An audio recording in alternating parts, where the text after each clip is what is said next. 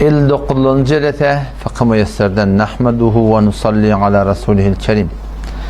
Mekruhat namazdan, namazın sogabını azaltayan, Allah Teala'nın kabul etmekliğinin evine geçen zatlardan ştada ulemalarımız, Hanefi mezhebinin ulemaları ince müdadiğini yaptırlar. Geçenki ceretede geçti. Hayti bir adam namazı mekruh değil diye dedi etse, ola adam günahkar boluguna kadar yerlerde mekruh tehrimi olsa, mekruh tenzihi olsa ona halafe edep ediptir. Yine de bir tövgülü iş etmeyiptir. Ona bulan aranında hayti mekruh tehrimi, hayti mekruh tenzimi niyettir getirmeyiptir ulemalarımız. O şu taydan bize gerekli için himmetini neyme? Kaim olmakla olmasın. O da şu taydan yani bu da bir gurun eğer ehyanen hayti bir adam mekruha hala tehrimi olun, hala tenzihi olun, umumi turatında onu öğrelep okumaklık gerekli yani. 37. murat neyme? Fasile endaktan der namaz hay ferz, bayık, sure-i kuta, miyane de sure-i kanara khandes. Men öden Kur'an okuyup baryarsın. Avuk tertiplemi gurunlamada geçti ki Kur'an'ı defeden ete okuyup kayıtmalıydı. Defeden etek olanı ne mi ya? Hamana etektekinden başladık avdarak şunuyla. Elem tere kefene uçağı okuymalı. Lilef kuleyşe toram okuymalı. Arayteldiğini toram okuymalı. İzden emma İnne ateyne kel kevser başı edem. Şeyden etekliğin kayıtmasını. İndi bir adam farz namazda deyiptir da farz namazda deyişinden şu belli oluyor. Sünnet namazlarda evliliğin artlığın ettin ki müşkülü yok diye çok oluyor. Düşer mi? Sünnet namazlarda sen namaz evliliğin artlığı eden bilen iradi yok diye çok oluyor. Sünnet namazda eğer arada bir sura kaldırsan da iradi yok diye çok oluyor. İndi öyle kurun şaşırmayın. Bir adam ne met ya? Evunca farz namazda elem tere keyfen okuyor. Lilef Kureyş okuyman erayteldiğini okuyor. Şu doğru dedi ve çok oluyor. Yani vakti sen Kur'an anladın okuyup geliyen, eğer sen ehyanı elem terekebiden sonra başta doğru okuyacak olan, aranese doğru okuyacak oluyor, iki tane doğru okuyacak oluyor. Elem terekebeden okudum hava, Lilef Kureyş'i okuyma, ondan sonra ne mi? Erayteldiğini okuyma, ne hemen okuyma, ne atayna? Kelkevser okuydu ve çok oluyor. Çünkü bilim değil mi? O zaman şu derden her vakti hamana, eğer bir vakti bir sure ara oklamalı olsa, avvala kavsa ne hemen tertip bilen kayıt. Yok, tertip bilen kayıtmayacak da olsan, ondan sonra ara iki tane soru okuma oluyor. Başka bir meseleler oluyor da. Tebbet ba. Tebbetten sonra ne mi? Kul huvallah ba. Ondan sonra felak ba, ondan nas ba. Bu ne diye?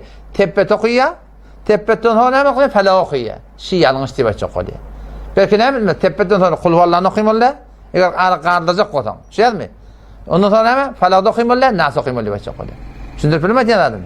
Şu tuğratında ara iki tane soru okuma. Onun böyle mesele yaptır. Mesela manen deyin ki deyiptir. Derreket abel sure tekasura bakan elhakum tekadar okuyor. Ve derreket de bunun sure veylül likulli humezan okuyor. Arada ne mi kaldır? Vel asr kaldır diye. Kendiye eğer Kur'an okuyup geliyorken anlardan arada bir sure kaldırma. Belki kaldıracak ne sure kaldırmalı? Adacağı iki sure kaldırmalı diye çok oluyor. Düşünün demişi görün. Dikkat edin o da. Bizim Türkmençiliğimizde edep taşı için riayet etmeli. Ki adamlar var.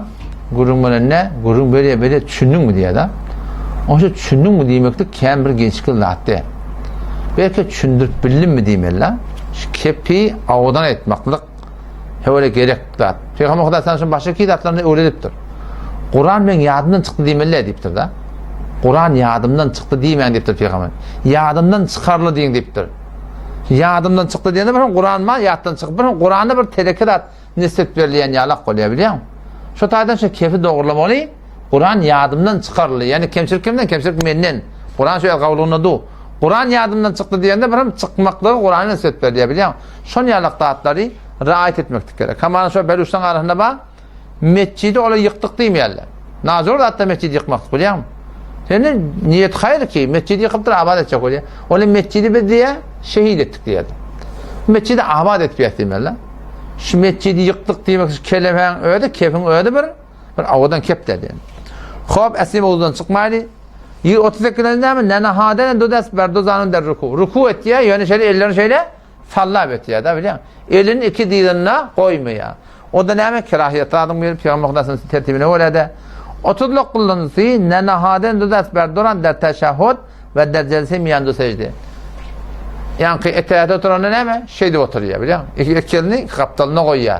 Ya da iki secden arasında iki elini budunsuna koyma, iki elini iki kaptalına koyuyor. Şimdi kerahiyete başladı hem de orada. 40. murat ne mi? hamyaza keşiden parlamaklık deyipdir. Parlamak. Parlamalı olanına bir adam, parlamaklık geliyor.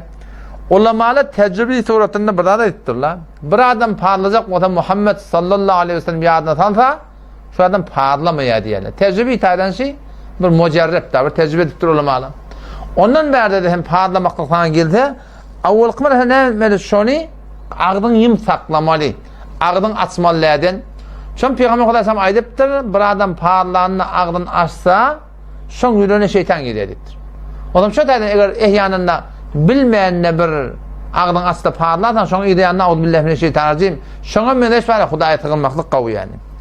O zaman eğer ehyanın ağdın yımı bilmedin, ağdın gelenat güçlü oldu, onu ne böyle namazda duran yana şeyle, sağ ayetlerle şeyle, ağrını şeyle tutmaklık gerek. Bolmadan sol elin iyidi bilen. Bazen kitaplarda geliptir, sağ elin iyidi bilen, sol elin ayet bilen.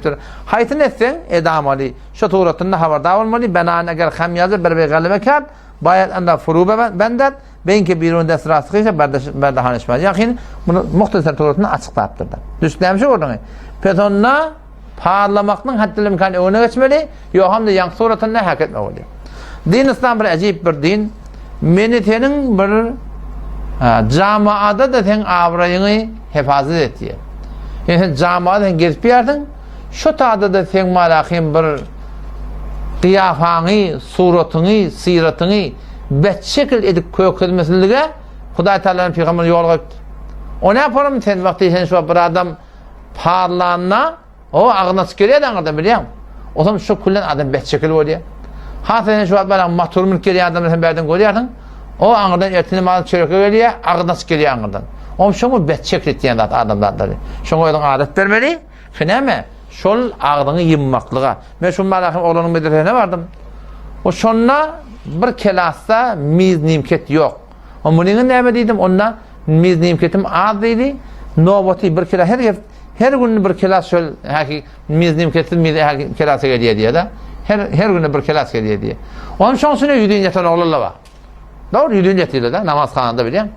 O zaman şu da adları oğlanlara öğretmeli. Oğlanlara şu küçüklük ne öğretmeli? Ki yüdüğün yatmak şeytanın yatmadı. Yüdüğün yatmak cehenneminin yatmadı. Yüdüğün yatsa adamlardan aletten asıyetlerden olan son yere degip şu tuğratunla şol iyiliğinden gelecekte şu malakim gumrahiye çekmekine sebep oluyor. Şu atın şu adları haberdar olmalı. Oğlan olsun, çekiydi olsun. Yüdüğün yatmakta öğretmeli. Kaptalın yatın, o kaptalın yatın. Ve her nefi karnının üstüne sahip yatmasılığı öğretmeli oğlan şuna. Hop ondan sonra cevaplardan selam bay işaret ediptir. Bir adam namaz okuyuptu. Anladım bir esselamu aleyküm diye. Bu da hop kepledeki gülen namaz batıl böyle. Şey diye bir şeyde. Şeyden ve aleyküm selam diye battığı. Şimdi kerahiyeti var. Şöyle hem doğurdu. 42. neme gereften şefeştir hal namaz ve koştanan. Büt bire var. Çivinle şeyde. Şuna mühendis var alakimden. Alakimden tutup öldürmeklik, zayi etmeklik. Şöyle da kerahiyet var. Cıdamalı. Hava cıdamalı şuatlarda cıdamalı. Sen hadisen malakim bir ne kadar şuat bir hutladın fesadın tutulayan adamla var. Şallağa cıdayarlar. Erteki günde camada gelip de kıyafı urvet yerler. Sen ki Huday Teala'nın önüne durdun. Sen Huday'ına ibadet et durdun. Ruku edip durdun, secde ettin. Şu altta nihayeten muaddebana durmaklık gerek yani. Biter de hop ağuşturup daha dedip dursa o şu tuğratında malakim senin bir hareketmen iki hareketmen ecadan mağda yani biliyor musun? Şu tuğratında. On burada da sorulayan şarada çiğini öldürüp dursun. Kan sıkıp dur onunla. Haram mı? Yok haram değil. Sonra akıp duran kan değil yani. Hem de kan iradi yok yani şu tuğratında. Haberdar olmalı. Başka bir giyeceğini daha edin şu an haberdar olmalı. Bir giyeceğini hemen seni doğun da hemen. Avval kamarına kıyamda doğun. İki taraf tutup da kaşimanı ecada var. Cıda bilmesen. Ruku gittiğin falan yine iki taraf. Secdeye gittiğin yine iki taraf. Her rukunda şeyle etmekteki ecada var. Yani iyiliği edin malakim üç taraf etsen onu ne oluyor? Ondan namaz kullen bozuluyor yani. Allah temizliğine tevfik versin. Vesselamu aleyküm ve rahmetullahi ve berekatuhu.